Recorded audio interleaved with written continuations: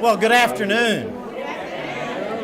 It is so lovely to see our colleagues at West Kentucky Community and Technical College and students from Women's Studies, Lagatha Spellbring's class, join us this afternoon as we celebrate women in higher education.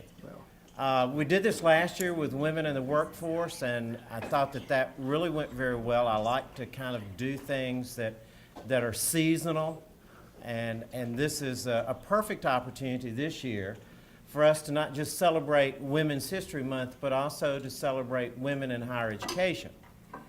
And as I was mulling over the calendar and the specifics for this day, I thought, what a better time than to celebrate the presidency of Dr. Barbara Veazey, and especially to say thank you to Dr. Veazey, to Barbara, for her support of professional and organizational development for the last 17 years. That's hard to believe, isn't it, Barbara?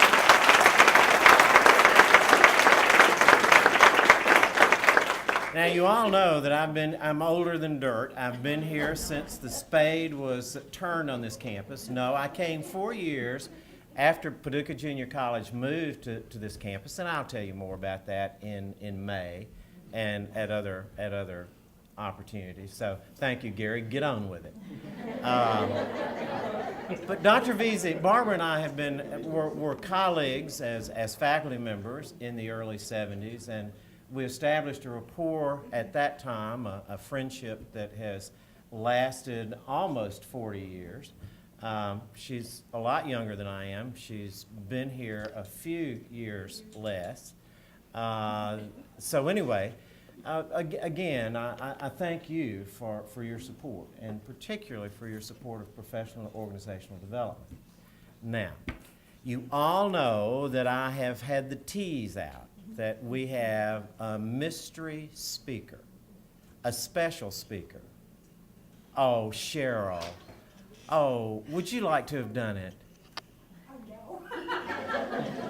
Well, you know, I hadn't thought about that. I could call on someone from the audience to come up and be the speaker this afternoon. Oh, I think that would be really clever, wouldn't it, Kay? Uh-huh. And intentionally, I have done a very good job of keeping this from Barbara Veazey. And very few people on campus know who this person is. But in the flyer that I sent out before spring break, I did say that we would have one of our own. Now, that led many people to believe that it was Barbara who was going to be speaking today. But it's not. It is not Barbara. I can't even tease her. But we do have somebody who got her start at Paducah Community College and who has gone on to other institutions, to your colleges across the nation, and has ended up back in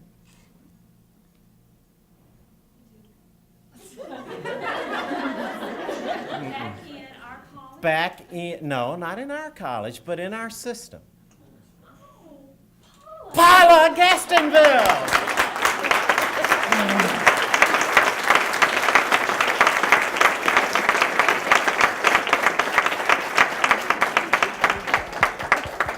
Thank you. Thank you. To the microphone. I'm very, very surprised. I'm very surprised. And I cannot tear up this afternoon. It would not look good for women in higher education. And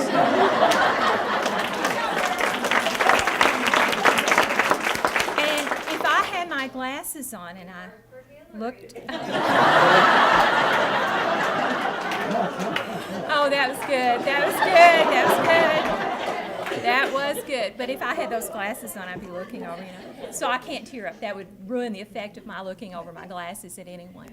But no matter what Paula says this afternoon, Paula, I made Paula what she is today.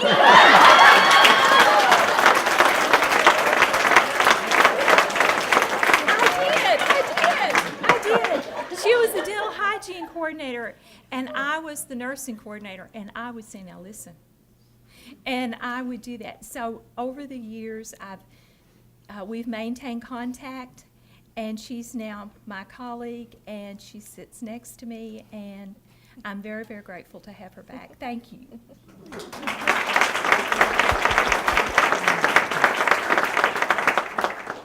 Paula did get her start here. She is one of ours. Her start in higher education was here at Paducah Community College in dental hygiene.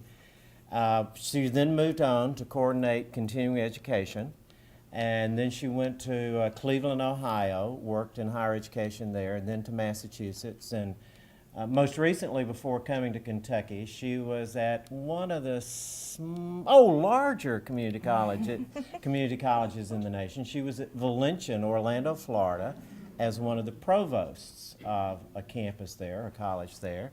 And then she came home. That's right. She came home to Owensboro and is now the president of Owensboro Community and Technical College. And knowing what I know about Barbara and how Barbara feels, I thought no better person than Paula could come and talk with us about women in higher education and success. So we're delighted to have you this afternoon, Paula.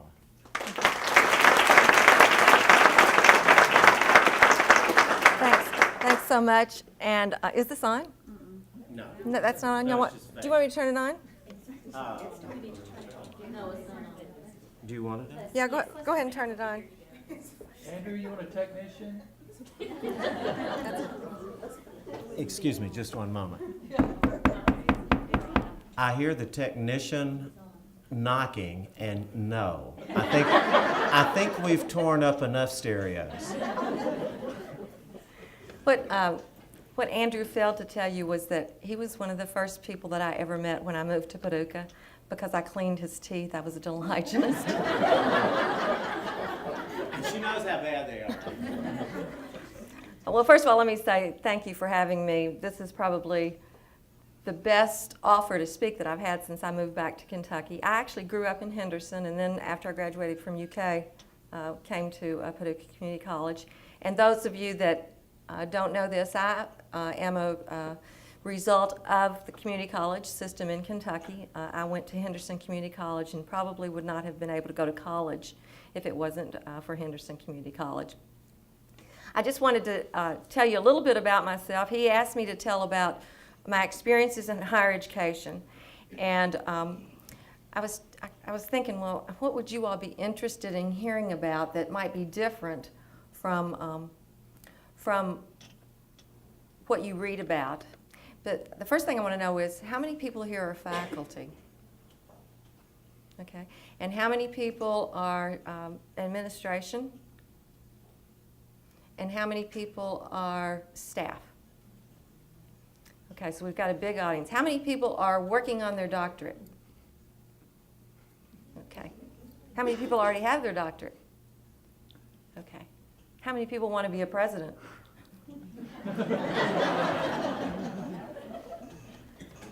Okay, I'm going to try to come out here. If you all can't hear me in the back, just raise your hand.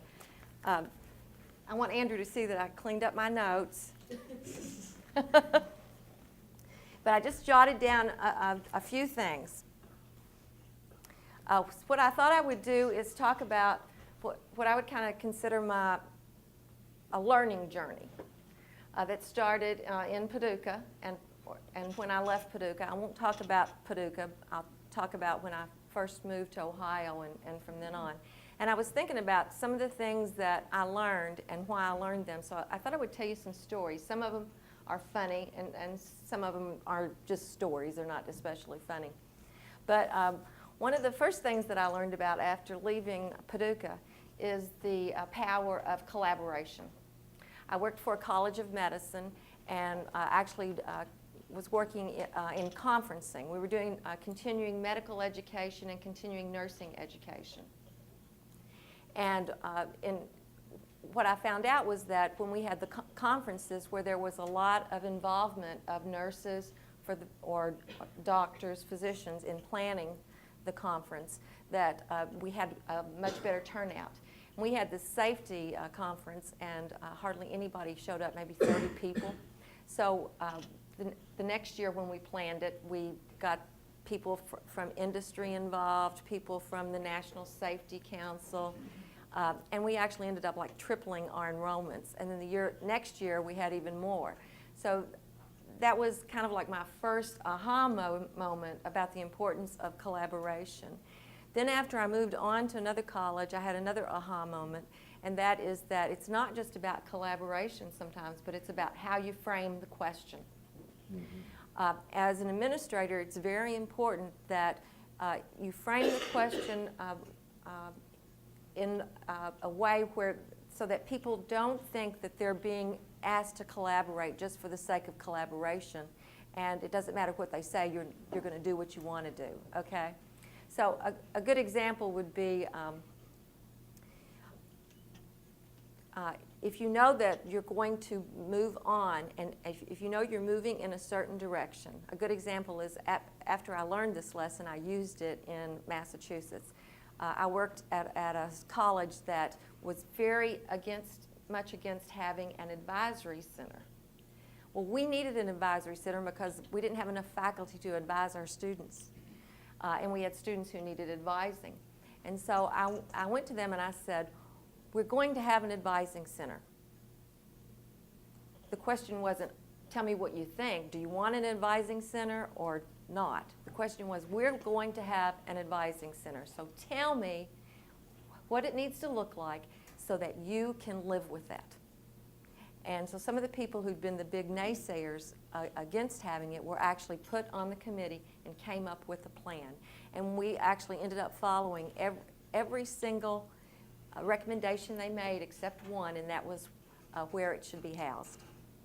So that was a big lesson for me.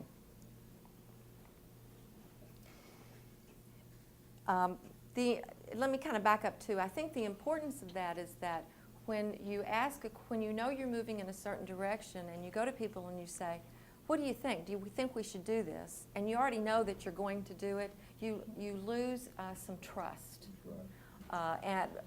So it's very important that when you ask people to work with you and to come up with answers, that you listen to what they're saying. Another lesson that I learned while I was in Ohio is the importance of leaders knowing the direction that they're moving in and communicating that direction to the little people that work under them. And when I say the little people, I say that on purpose because I was feeling very much like a little person when this happened. I don't remember exactly what it was, but I remember I walked into my supervisor. He was the provost of the East Campus, a really great guy to work for. His name was Larry. And I don't remember what the issue was, but finally I walked in and I said, Larry, I'm feeling like my son Jack did when he was in the first grade. And he said, what are you talking about? And I said, well, one day I picked Jack up after school. He went to school down here at St. Thomas More. He was in the first grade. And I was going to pick him up and my daughter after school every day and getting them to the sitters to make sure they knew how to get there because it was within walking distance. So I picked him up one day and he was out of control. He was crying and carrying on, but I had to get back to work and I left him, and I felt pretty guilty about leaving him because he was so distraught. And so I picked him up that evening, I got him home, and I said, Jack, can you tell me what in the world was wrong with you this afternoon? I've never seen you so upset. And he said, well, Mom, he said the bell rang. He said, and I didn't know if it was the first bell or the second bell. He said, and I'm supposed to get in line at the second bell. So I went up and asked the teacher, was it the first bell or the second bell? He said, and she didn't know. He said, I'm just a little boy. He said, if she didn't know, how was I expected to know? And so my point to Larry was, I'm just a little dean. If you don't know what the direction is, and if the vice presidents don't know what the direction is, how am I supposed to know? And he really laughed. He thought that was a funny story, but he got it. He said, I get you, Paula, I get you. I hear you.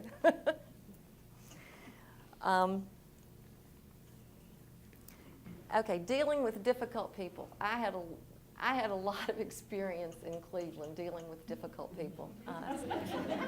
More than, and then I had some more after I got to Massachusetts. I tell you what, it got easier when I got back to Florida and back to Kentucky. But so I'm going to tell you a couple of stories about in Cleveland. One of them I will call the power of a hug.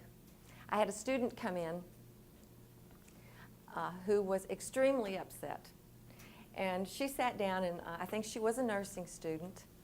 And she went through from the first day that she got to Cuyahoga Community College and told me all these things that happened to her. And I mean, I was almost in tears after she got done telling me about how people treated her, what they talked to her. And now she couldn't get the faculty member who taught CPR to send the card so that she could show it for nursing, okay? And I said, and she was just really, really upset. In fact, she was so upset that my staff was on standby to call security. That's how upset she was when she walked into the suite. So I just listened to her, and I kind of told her I would be upset too if all of those things had happened to me, and I told her I was sorry. And I made the phone call to the faculty member and got a hold of the faculty member and thought I'd taken care of getting her that CPR card. And as she was leaving, and she was just like a totally different person, much calmer. As she was leaving, she said, I said to her, I think you need a hug. And so I gave her a hug. She left. My staff came in and they go, what'd you do to her? She's like a totally different person. But I think it's the power of listening and don't be afraid to give a hug when you really need to. I know that's information that we've kind of in the past few years have gotten away from, the importance of touching people because we're worried about what kind of allegations could come from that.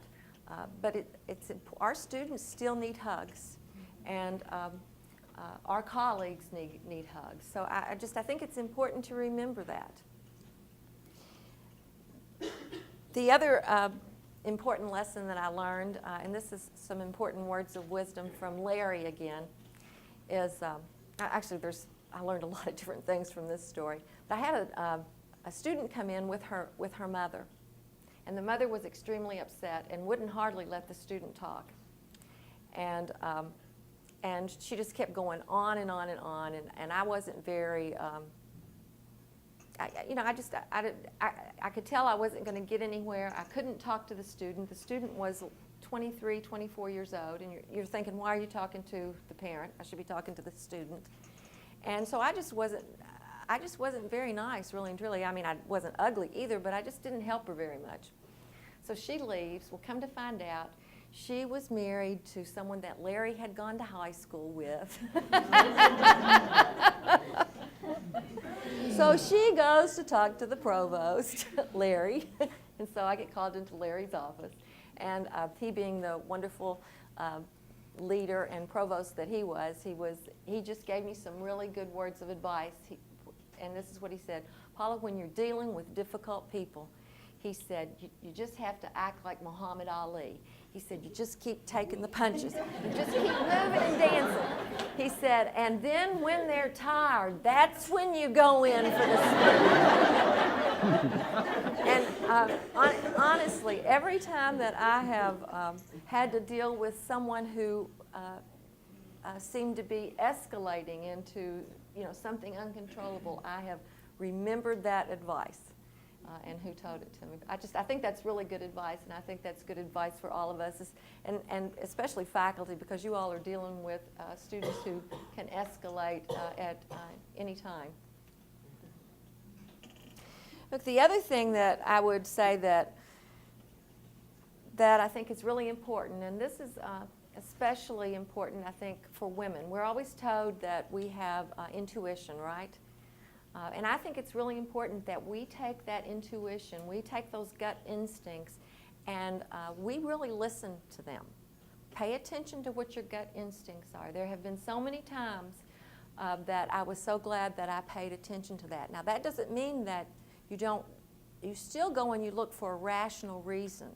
What it means is that you're you're listening really hard, and you're taking in a lot of information, and there's something that's coming into your senses, maybe not through your ears, but through another sense, that's giving you what I call a little red flag.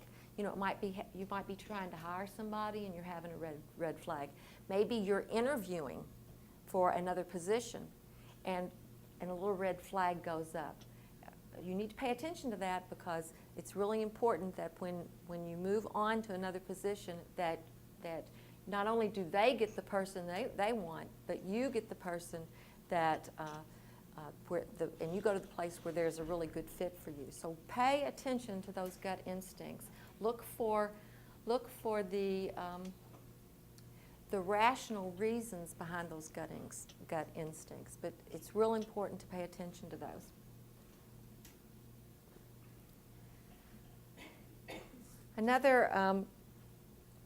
Another area about listening and paying attention to gut instincts is know the difference between when you're going to a meeting where you're supposed to discuss. I think Barbara heard me say this the other day. And a meeting that you're going to where you're supposed to listen and just do whatever they tell you to do. And I'm going to tell you what, has been one of the hardest lessons for me to learn. And I think the reason for that is because we have spent so many years in school, and particularly when you, after you get your baccalaureate and you start working on master's degree or doctoral work, they expect you to discuss. So you're brought into this discussion type of atmosphere, but that doesn't mean that every meeting we go to is for discussion. Every once in a while, it depends on who you work for, every once in a while you go to meetings and the purpose isn't to discuss. The purpose is to listen and then get up and follow through with whatever you're being told that you should be doing. And sometimes you have to listen really hard, because sometimes you're like my son Jack. You don't know what kind of direction you're being given. I worked for, one other thing too before I forget. One of the biggest lessons that I have learned is that it's very empowering to say, I was wrong, I made a mistake, I take full responsibility for that. Whether you're taking full responsibility for your team or whether it's really something that you did wrong yourself. It's okay to say that. In fact, it actually, when you say that, you actually feel like you've kind of stood up straighter and you feel bigger because of that. It's very, very empowering. And so I would remind all of you that it's important to be able to say, I made a mistake, or I take full responsibility for that when it's bad. When it's something's good, you make sure that you name all the team members who helped you along the way, because when you get to, in higher education, there probably are very few things that we do by ourselves or as an individual. We may have had the idea, but we didn't do it by ourselves. Now, I worked for, when I moved to Massachusetts, I worked for a wonderful man who had these wonderful little pearls of wisdom that I think about a lot. He used to say things like, no good deed goes unpunished. Think about it. I think about that a lot. Or he would say, Paula, no decision is a decision. And I've thought about that a lot too when I was having a hard time making a decision, or when I hadn't answered someone. And I'm thinking, well, I guess I sort of made a decision there, right? He also told me, and I think this is really important for people to walk away from here, and I've thought about this. He's told me one time, he said, you know what, Paula, when you're not 100% and you know you need to be 100%, then don't make the decision, or don't go to the event, or call and cancel. He said, you know, there's times when you don't have to be 100%, and that's okay. But when you need to be 100% and you know that you are not, back off. And I've remembered that. There's times when you really do have to be 100%, particularly when you're in the job of the presidency. And if you can't be 100%, then maybe you need to rethink, what you're doing that evening or that afternoon.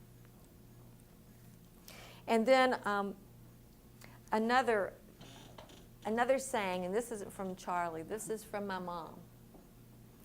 My mother used to always say when I was a kid, can't, never, could do anything. Can't, think about that. Can't, never, could do anything. So every time we get ready to move in a new direction or we try to start a new initiative and somebody says, I can't do that, I always think of that. Well, my mom used to say, can't, never, could do anything. It's true.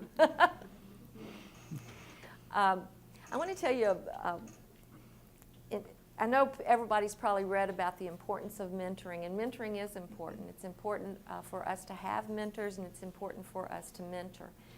Charlie was a wonderful mentor for me, and he used to tell me give me very specific information. So the first board meeting or a special board meeting, he would say, Paula, this is what's going to happen. This is what I want you to do. Pay attention to my eyes. And I remember I'd only been in Massachusetts for about 3 months, and I had to drive to Boston from Greenfield, Massachusetts. Now, Greenfield is an area, a very rural area, about like Paducah. In fact, Greenfield isn't even as big as Paducah. Greenfield probably has about 17,000 people in it. But the county is probably about the same size as McCracken County. So he tells me exactly how to get to Boston. And he says, and when you get off the turnpike, he said, get in the left lane, take the first left, and then another quick left at the light, and you'll be right there at the hotel. The valet folks will come out, and they'll valet park your car. And I thought, okay, this is really easy. I can do this. I can do this. Now, I had not driven, and the last time I had been in Boston was probably when, this was in 1998. And the last time I had been in Boston before that was probably before when my son was born, and he was born in 81. So let's say 1980 or so. And every time I got in a cab, I would get a stomach ache because the traffic was so bad. So I was seriously nervous about driving into Boston. But anyway, I get closer to Boston. As I'm getting closer to Boston, the traffic gets a little bit heavy, but I get off the turnpike right before it gets too bad, and I do exactly what Charlie told me to do. The valet guy walks out, and I'm getting ready to open up my door, and he says, excuse me, ma'am. He said, we're telling everybody to drive around Boston for about 30 minutes because we don't have any place to park your car. I said, well, what? And he repeats that again. We need you to drive around Boston for 30 minutes because we don't have any place to park your car. And that's where they talk of it. And I said, oh, no, no, no, no, no, no, no, that will not work for me. You don't understand. I'm from Kentucky. I cannot drive around Boston. We only have one interstate where I'm from in Kentucky, and it just opened up. And so finally he says, okay, I'll park your car, but don't tell anybody. So I turned to my dean who was beside me, and I said, Donna, did I mishear, or did he really say that for me to drive around Boston for 30 minutes? Because I'm serious, I couldn't believe it.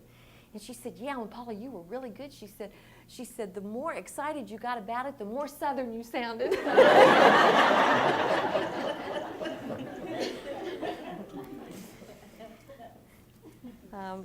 The other thing that I have learned, and I think it's something that we're afraid to do in higher education. We're afraid, and I guess it's because we're afraid that we don't want to look vulnerable. But it's important to have fun while we're working. It's important to be creative. Just to give you some examples, worked with the television folks here when I was here in Paducah, and have continued to work with television people as I've moved around across the United States, and worked with some wonderful television people in Florida. And one time, I just wanted to kind of give you an example of some of the things that we have done. One time we were doing a new faculty orientation, and they had all 4 provosts giving a welcome. This was on my campus. All 4 provosts giving a welcome on the campus that I was provost of, and the vice president for the new faculty. Now, there were probably only like 30 new faculty. I'm thinking, man, that is a lot of people doing welcomes, right? So I got with the other provosts and asked them what they thought about this idea, and they liked it. And then I got with the television people, and we did an introduction of ourselves to the new faculty. And it came on like the Brady Bunch, only it was the Provost Bunch. That's the way we became the Provost Bunch.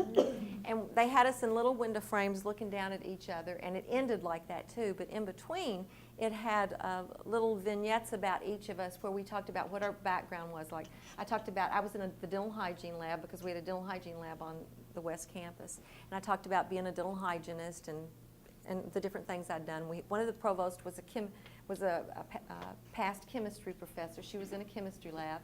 Another provost was a history professor, and he went all the way to St. Augustine and talked about the Fountain of Youth. And then another provost was a business major. And it just gave it was a way to welcome the faculty without them being bored, and they really enjoyed it. So some other things that I have done too is for the Phi Theta Kappa regional conference that they had in Orlando, me and a vice president dressed up like Snow White and Cinderella and showed the students how to act or not to act at a conference. So we just done a lot of fun things like that, and I would just say be willing to be creative and just be careful that you're not offensive. And part of that is, making sure that you have fun and not to take yourself too seriously.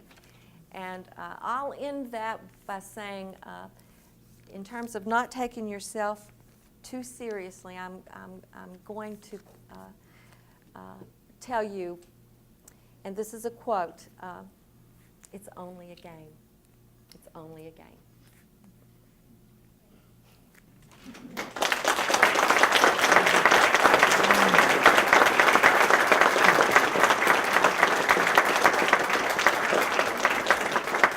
you all have any questions that I can answer about where I've been or what I've done, or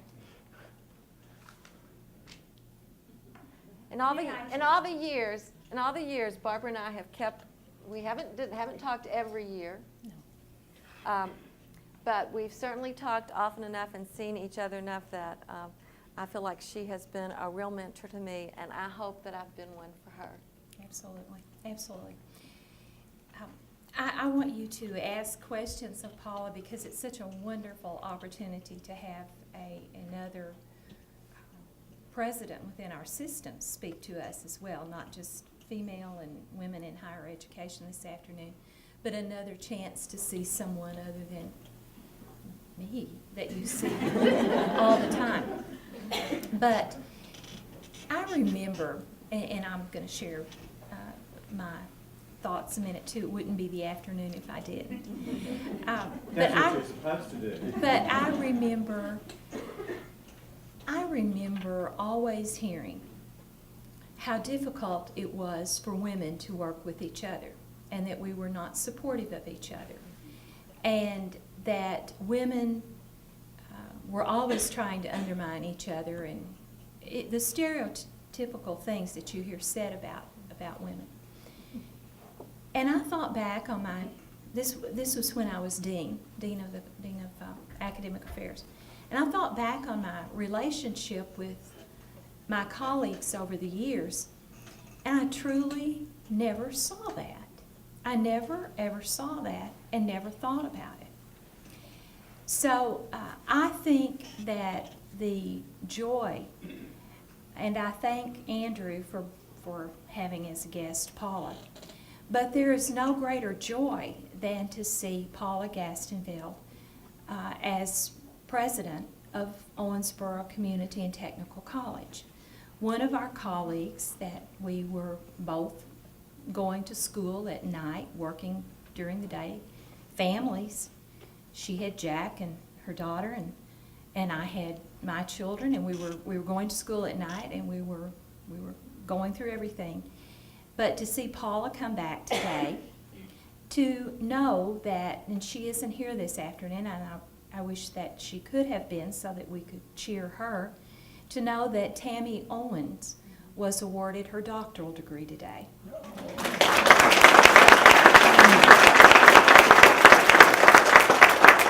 And I think that when Tammy Owens stands up here one day and she thanks individuals that helped her along the way, it will be her colleagues here. Her many colleagues here that supported her and allowed her to move forward and achieve what she has achieved, that's helped her along the way. And so when I ever hear comments about women, and this is women in higher education, and it's what today was to celebrate, certainly I do not leave my male colleagues out. I look at Paul Wood, I look at many, Andrew, many of the ones, Bill Wade, I know Bill Wade is here, Paul Ross, Jerry Anderson. You've been with me every step of the way in building this college. So it's never males and it's never women. It's how we all work together to achieve our successes. So never buy into that male, female stereotypical things. It's just not there. So I thank you, Andrew. I thank all of you who put on today, and I thank you for making this trip down. And I certainly would want anyone to ask any questions because it's such a great opportunity to have you here.